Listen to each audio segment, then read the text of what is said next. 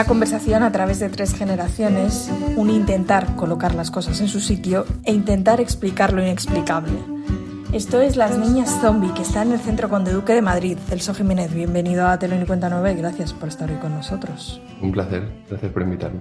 Empezamos esta temporada preguntando a nuestros invitados e invitadas acerca del teatro contemporáneo. ¿Qué crees que define, cuáles crees que son las características del teatro que se está haciendo, se está haciendo hoy, del teatro que estáis haciendo hoy? Pues es curioso, ¿no? Porque parece que teatro contemporáneo, al menos en los últimos años, define estéticamente, y puede ser que lo haga si queremos, pero a la vez es un poco una locura, ¿no? Como que teatro ya es contemporáneo por definición, si se está haciendo, si no es ya un texto o otra cosa, ¿no? Pero bueno, ahí siempre está ese debate, ¿no? De hasta qué punto tiene sentido llamar teatro contemporáneo a algo en contraposición a otro tipo de teatro que no sería. Pero bueno, más allá de ese matiz de palabras, ¿no? Yo me acuerdo siempre de las palabras de Nina Simone, ¿no? Que a veces uso y que los hablamos a veces en talleres y tal, de, bueno, que la misión de un artista es reflejar los tiempos en los que vive y que esa es la única manera que ella concibe, ¿no? De ser artista hoy. Y es curioso porque dice, en estos tiempos, en unos tiempos tan convulsos como estos, ¿no? Y es como, bueno, da igual cuando leas esto. Como los que sean. Claro, como estos.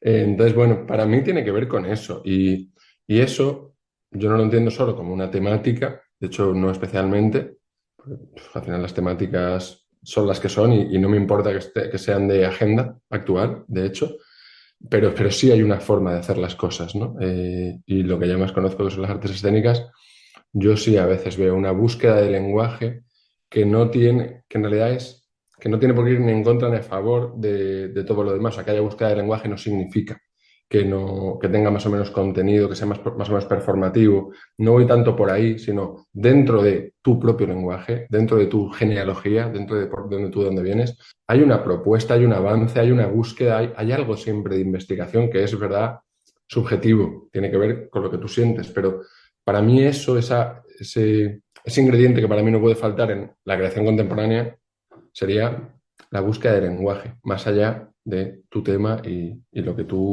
las tesis que tú querías contar, que siempre son racionales, ¿no? Es como, hay otra cosa ahí, que a mí me interesa siempre mucho. Y en este caso, ¿cuál es la búsqueda de tu lenguaje? ¿Lo has encontrado?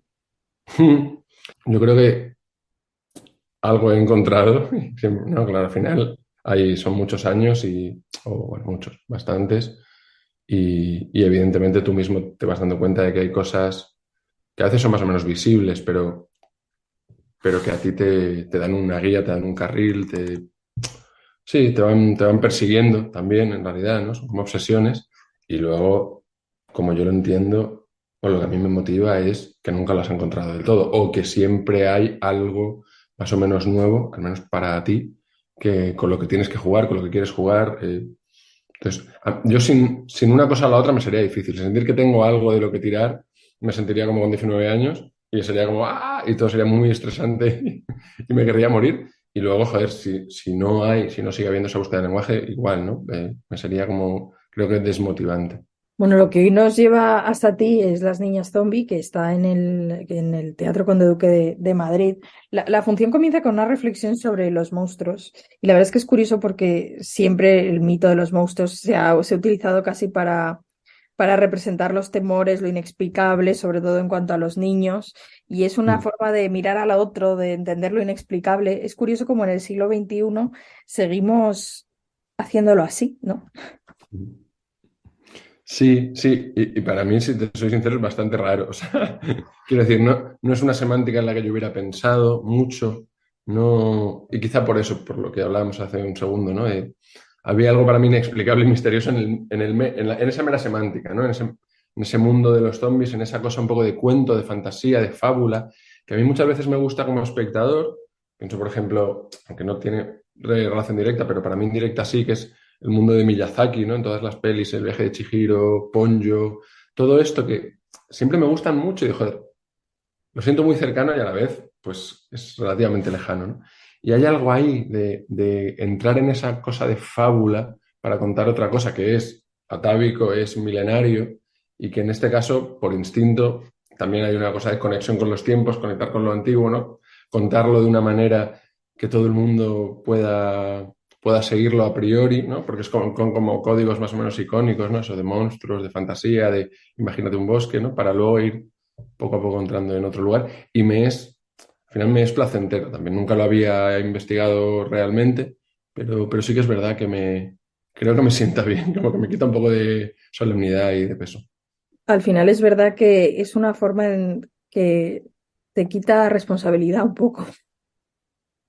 Por lo menos, creo que la responsabilidad la siento parecida, pero por lo menos tiene algo lúdico. Sí, sí, tiene algo de... Que Esta carga la va a llevar otro. Y como no lo podemos definir del todo, pues oye, la va a llevar el género de fábula. efectivamente, efectivamente.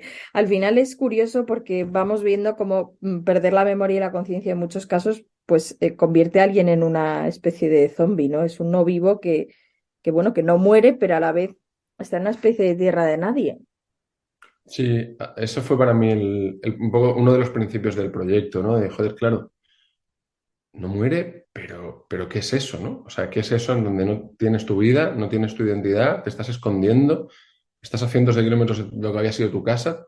Hostia, es como, sí, no es muerto, claro, o sea, un muerto es peor, siempre vamos a pensar eso, ¿no? Pero, joder, hay algo ahí un poco raro que yo siempre, eso era como un hombre lobo, un vampiro, un zombie, ¿no? Como que para mí estaba por ahí y poco a poco lo fui cerrando más, ¿no? Como por lo que cada monstruo supone, ¿no? Al final, pues el vampiro, por ejemplo, pues siempre va a ser un aristócrata y el zombie es otra cosa, ¿no? Es como uno de muchos, bueno, ahí ya entraba todo eso. La función en realidad nos lleva a esa tercera generación, entendiendo por la primera los niños de la guerra, la segunda los herederos de eso, los hijos, y la tercera somos los nietos de los niños de la guerra, ¿no? Que al final, en realidad, tienes el cierto peso y casi que te corresponde romper ese silencio para no ser otro niño zombie. Sí, o por lo menos tomar conciencia de que lo eres y intentar comprenderlo mejor. La verdad que sí, cuando empecé a leer todo esto, ¿no? De las tres generaciones, que se ha contado desde varios lugares, psicoanálisis sobre todo, dije, joder, qué guay que yo estaba pensando en esto sin tener esa pequeña base, ¿no? Esa explicación que me gustó mucho tener y que te da una responsabilidad. Es como que me dio bastante punch a la hora de seguir con el proyecto. Es decir, hostia, no sabía por qué y esta pequeña teoría psicoanalítica, sin saber yo mucho, me está dando como un pequeño trampolín para seguir haciéndolo y finalmente se ha quedado incluso explicitado en la pieza que podrían haberse quedado, pero sin embargo está ahí, la verdad que sí, bastante. Al final la función transcurre en la casa familiar, ¿no? Donde se reúnen pues tres primas después de mucho tiempo y ahí empiezan esas conversaciones, se reavivan esas relaciones y también la forma de expresarse, de interrumpirse, de convivir, de estar las unas con las otras, de conectarse con eso que antes decías que era muy atávico. Sí, hay una segunda, bueno, no segunda no por importancia, pero bueno, hay otro asunto para mí igual de importante dentro de este microcosmos, que es el retrato generacional, el retrato de esas nietas que además para mí era guay que fueran de lo más jóvenes que podrían ser, ¿no? Yo pienso, por ejemplo, en mis primas, que son un poco más jóvenes que yo. Digo, bueno, más o menos está ahí como por edad. Si la familia ha tenido de media los 39 años y la siguiente también, pues son 80 años, estamos, ¿no? Porque también esa tercera generación puede ya tener 47, 40, depende un poco de las familias, obviamente, ¿no? Pero para mí era bonito eso, ese mundo femenino que parece muy alejado, que tú lo ves y dices, ¿cómo han pasado solo dos generaciones? O sea, solo hay una en medio. Y todas están educadas, o sea, ellas son las primeras que no están educadas en el franquismo. O sea, sus padres, sus abuelos. Entonces es como, hostia, primera generación no educada en el franquismo y a años luz de todo esto, para bien y para mal, obviamente, ¿no? Entonces, bueno, que estuviera ese mundo de interrumpirse de un retrato como más o menos doméstico a priori, ¿no? Que no parece, o yo intento, ¿no? Que no parece que haya texto, ¿no? Que Sí, que pueda es parecer completamente natural. por momentos improvisado, aunque no lo sea, como generar todo eso, que a mí independientemente siempre me interesa, bueno, era igual de importante o sea, para mí lo uno sin esto tampoco seguramente hubiera sido realmente motivante. Bueno, a través de esas conversaciones entre las primas surgen entre unas cosas y otras siempre la figura de su abuelo común. Que al final Sí, tenemos esas tres generaciones y cómo han evolucionado, pero a la vez hay algo que las vertebra, ¿no? Claro, y que da toda la excusa también dramatúrgica de, bueno, que es una herencia material, que es una herencia física y que es una herencia espiritual o soterrada o invisible y cómo de alguna manera se entremezclan. Sí, todo eso se materializa, entre comillas, porque nunca se ve, pero bueno, en ese personaje ausente de ese abuelo misterioso que nadie sabe bien, que a mí me conecta mucho con el Celso original, que realmente es mi tío abuelo, eh, que, que nadie sabe bien, o sea, es como que con este proyecto además he hablado, ¿no? Con mis tíos, mi padre, mis segundo tíos, digamos, y cada uno te cuenta una historia, ¿no? Pues bueno, eso también me dio un poco la guía para decir, no sabemos lo que es y lo que va a ser la pieza en parte es eso, hostia, no sabemos bien. Y eso que es anteayer en términos históricos, ¿no? Sí, pero es verdad que se va trazando allí, vas atando cabos, aquí y allá, se va trazando una especie de trama novelesca en que nadie sabe muy bien qué ha pasado allí, cuál era su identidad real. En el fondo está todo muy difuso. Hmm. Sí, sí, yo he cogido algunas de las cosas reales y a partir de ahí, y otras las he ficcionado, obviamente, ¿no? Pero sí es una mezcla entre la gente que lo sabe de repente dice, no, porque claro, estaba la pistola, entonces aquí tal, esto está claro. Y tú te lo acabas creyendo porque es con lo que tienes para jugar, ¿no? Y al final somos seres de relato y la memoria es ficción también, ¿no? Entonces, bueno, es entre difuso y bueno, esto habrá sido así. Yo lo tengo clarísimo y bueno, mi abuela me lo contaba como que fue así, ¿no? Y luego ves el primogénito de Celso, que Miguel Ángel, otro familiar, y para nada, que tu abuela no tenía ni idea y pues es su hermano y habían hablado siempre. Bueno, ahí entra entre no saberlo y saberlo, una mezcla muy rara. Y casi que se acaba generando otra historia paralela. Así lo siento yo, que al final esto es otra historia paralela a partir de lo que alguno dice y el otro dice y yo mezclo y aparte una función, o sea, bueno, eso Es para una mí también, reconstrucción. Hay un claro. momento que casi diría que es catártico cuando acaba la primera parte de la función, ¿no? Cuando una de las primas sobre la marcha va cantando una canción que al final se convierte en un recurso dramático súper poderoso. Al final la música es como llega a expresar los sentimientos que es imposible contar. Cantar para no contar. Sí, una sola letra, ¿no? Y lo que cambia. Eh, Total, de hecho esa secuencia cuando la pensé estaba en el medio, más o menos, ¿no? En el medio de esa segunda parte para mí, ¿no? La primera es como toda la de los objetos, la lucecita esta, y la fantasía, y luego llega la casa y sí, hace como unas semanas dije, joder, es que es esto lo que pasa, ¿no? Es el arte, es la música en este caso, ¿no? Pero la creación, la imaginación, lo irracional, lo que nos hemos dado que nos conecta con la fantasía, que al final también es eso el arte, ¿no? Es lo que nos va a llevar a esa tercera y última parte también de imaginación, ¿no? Es como esto genera que se muevan las luces, que la casa encantada vuelva a estar encantada, que se mueva. Sí. Y al final también, como decías, está la iluminación, que es lo que determina todo.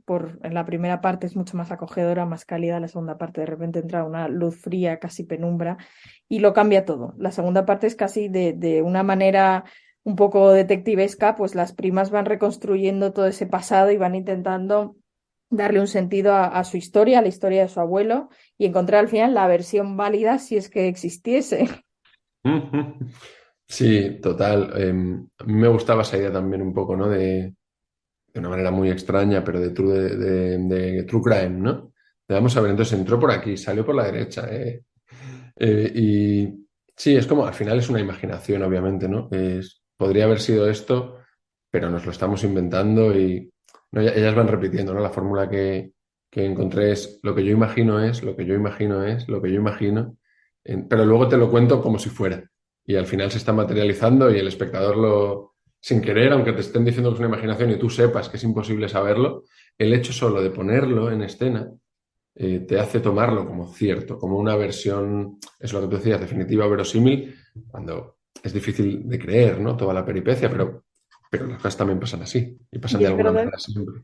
Y es verdad que hay algo, supongo, de querer reconstruir una historia para poder transmitirla a las siguientes generaciones. Como yo esto lo tengo que contar, pues de alguna manera lo tendré que estructurar. Total, primero contártelo a ti, ¿no? Para darle algún sentido y el siguiente paso ya es poder de alguna manera compartir y sí, al final para mí la pieza hay algo de eso, de compartiendo esto. quizá a ti también te dan más ganas de preguntar, ¿no? A tus abuelos, a tus abuelas, bueno, a mí eso sería algo bastante bonito. Es interesante que de algún modo al final esas nietas lo que restablecen es toda esa herencia que por supuesto va más allá de algo físico, de un bien y mucho más allá de un parecido específico. De hecho, la propia función se dice, ¿no? Todo lo que está alrededor de los genes es lo que se hereda. Y también es interesante ver pues esa herencia.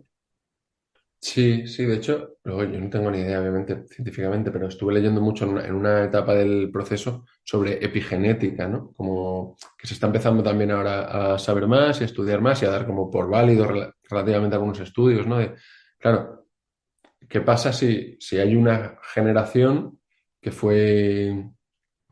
que tuvo una relación con el napalm concreta y sus nietos y sus nietas, hay cierto olor que no pueden tolerar? Hostia.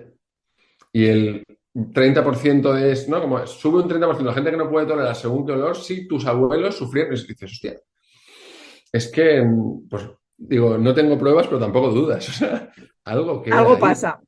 Algo pasa ahí. Es que está claro, evidentemente, a mí me pilla muy lejos, ¿no? Lo puedo concebir de manera general, ¿no? Pero para mí todo eso que hay que no es el código genético, sino que está alrededor de él, ¿no? Y que ese sí se modifica en vida, ¿no? Y que en ese sí se quedan, de alguna manera, impresas las huellas de lo que tú has vivido, de tus traumas, de tus experiencias.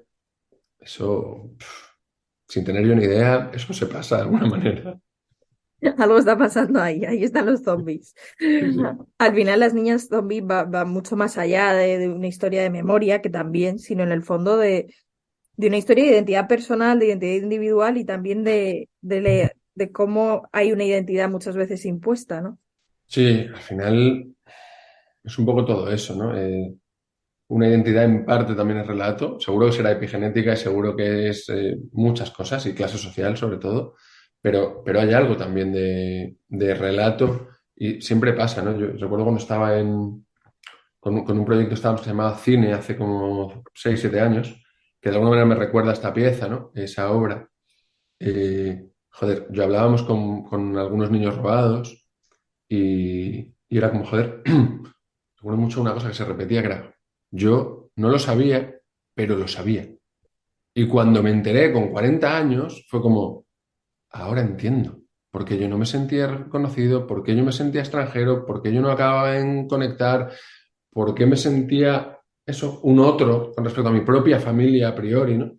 Y dices, joder, es lógico, es que algo puede haber ahí, puede también que no lo haya, depende del caso, pero hay algo de esa identidad que tiene que ver con saber, con conocer, con no estar como perdido cósmicamente, ¿no? Y tener asideros, ¿no? Es como que no te han arrojado el lugar y no sabes nada, ¿no? Y sí, de alguna manera a mí eso siempre no sé, me ocupa, me interesa y aquí está toda esa búsqueda también, sí. Bueno, al final es todo eso lo que, como decíamos al principio de la entrevista, no, es lo otro, lo que no podemos explicar, pero que le quieres buscar un sentido. Y por eso acabas haciendo la obra, ¿no? Porque siempre si no, pues no, pues lo dices en un minuto o lo escribes. O sea, claro, necesitas algo que no tienes una tesis precisa, sino que, bueno, lo vas buscando con toda la obra en sí, ¿no? Celso Jiménez, gracias por habernos acercado a Las Niñas Zombie, que está en el Teatro Conde Duque de Madrid, para todo el que pueda disfrutar de esta maravillosa pieza y bueno, pues a que encuentre cada uno su otro. Muchas gracias, un placer. Hasta la próxima.